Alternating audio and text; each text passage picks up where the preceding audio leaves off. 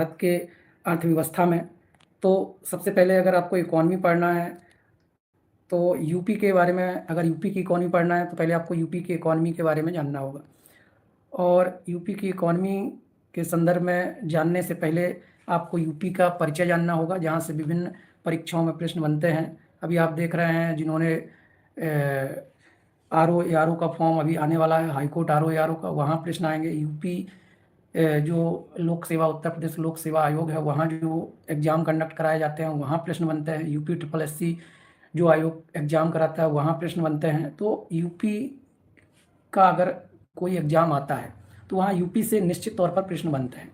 और बीए के जो 6 सेमेस्टर के स्टूडेंट्स हैं उनका जो यूपी इकोनॉमिक्स का सिलेबस है, यूपी इकोनॉमिक्स, उत्तर प्रदेश की अर्थव्यवस्था इकोनॉमी, तो वहाँ से प्रश्न बनेंगे। तो पहले हमने डिसाइड किया कि यूपी के बारे में जाना जाए, फिर उसके बाद इसकी इकॉनमी के बारे में जाना जाएगा। मैं पूरी इकॉनमी पढ़ाऊँगा और जो विभिन्न परीक्षाओं में जहाँ से प्रश्न आते हैं उनके बारे में अध्ययन करूँगा। तो जो भी देख रहा है वो कमेंट करके थोड़ा सा बता दे कि आवाज़ सही आ रही है या नहीं, फिर मैं आगे स्क्रीन पर आता हूँ। आवाज़ आ रही है, वॉइस अगर ठीक है तो हम लोग जो है स्टार्ट कर सकते हैं। वॉइस ठीक है तो हम लोग चलें, स्टार्ट करें। चलिए तो हम लोग स्टार्ट करते हैं। थोड़ा बहुत आपको धुंधला जरूर दिखाई देगा, लेकिन यहाँ से चीज़ें बहुत आपकी क्लियर होगी। क्लियर का मतलब ये है, देखिए यूपी की जब बात करेंगे तो यूपी को हम लोग पहले 1836 ईस्वी से उत्तर पश्चिम प्रांत के नाम से जानते थे। यूपी जो हमारा है उसको 1836 से उत्तर पश्चिम प्रांत के नाम से जाना जाता था। 1877 में यह उत्तर एवं अवध प्रांत के नाम से जाना गया। 1902 ईस्वी में इसे आगरा एवं अवध का संयुक्त प्रांत कहा गया और 1937 से केवल इसको संयुक्त प्रांत कहा गया और 24 जनवरी 1950 से इसको उत्तर प्रदेश कहा गया। ठीक है, तो 24 जनवरी को उत्तर प्रदेश जो है दिवस मनाया जाता है, ये आपको ध्यान में रखना है, यहाँ से परीक्षा में प्रश्न बनेगा। इसके बाद इस राज्य का फिर पुनर्गठन होता है और 1 नवंबर 1956 को उत्तर प्रदेश राज्य का पुनर्गठन किया जाता है। तो आपको ये ध्यान रखना है कि 24 जनवरी 1950 से जो संयुक्त प्रांत था वो उत्तर प्रदेश बन गया। फिर उत्तर प्रदेश राज्य बनने के बाद इस राज्य का पुनर्गठन होता है 1 नवंबर 1956 को। अब आपको ध्यान रखना होगा कि उत्तर प्रदेश जो राज्य बना उसमें पहले उत्तराखंड भी इन्वॉल्व था। उत्तराखंड को अलग सेपरेट किया गया अलग राज्य में 9 नवंबर 2000 को। ये डेट आपको याद रखना है, 9 नवंबर 2000 को 13 जिलों को काट करके एक अलग राज्य बनता है जिसको हम लोग किस नाम से जानते हैं, उत्तराखंड के नाम से जानते हैं।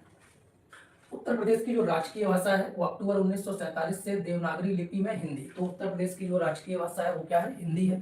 फिर आप देखिए उत्तर प्रदेश के सभी जितने भी कार्यालय हैं उसमें अनिवार्य रूप से हिंदी, यानी 26 जनवरी 1968 से घोषित कर दिया गया कि सभी कार्यालयों में जो है हिंदी का प्रयोग किया जाएगा और यह जो है राजकीय भाषा है। और 26 जनवरी 1968 को ये अनिवार्य रूप से घोषित किया गया।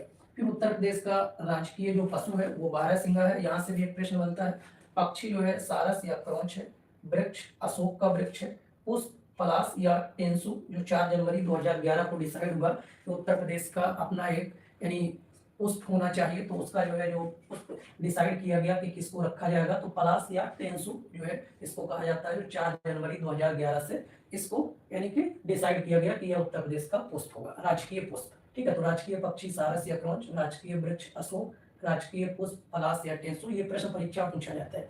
राजकीय चिन्ह क्या है, एक वृत्त है और वृत्त में 2 मछलियां हैं और क्या है, तीर और धनुष है। 1938 में एक्सेप्ट किया गया था। इस तरीके का सिंबल बना हुआ है। यहाँ पर आप देखेंगे तो इस तरीके से, यानी कि मान लो थोड़ी देर के लिए ये हम डिसाइड करते हैं, ये बनाते हैं, थोड़ी देर के लिए ये मछली है। ठीक है, आप ऐसे समझ लीजिएगा, ये 2 मछलियों के जो है यानी कि सिंबल है। ठीक है, ये इस तरीके से 2 मछलियां हैं। ठीक है, ये इस तरीके से ये मछली है। फिर जो है यहीं पर क्या बना हुआ है, यानी कि ये धनुष बना हुआ है इस तरीके से ऐसे करके।